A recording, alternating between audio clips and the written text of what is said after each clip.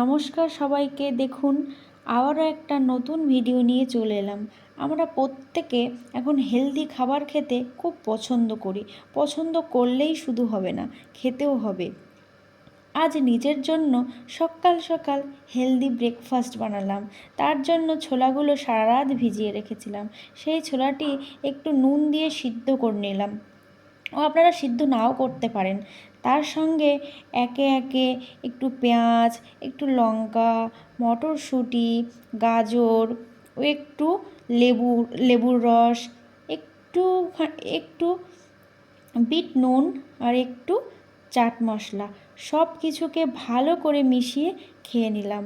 আপনারাও জানি সবাই বানাতে পারেন, তবু বলছি যারা পারেন না একবার ট্রাই করুন, খুব ভালো লাগবে আপনাদের সবার।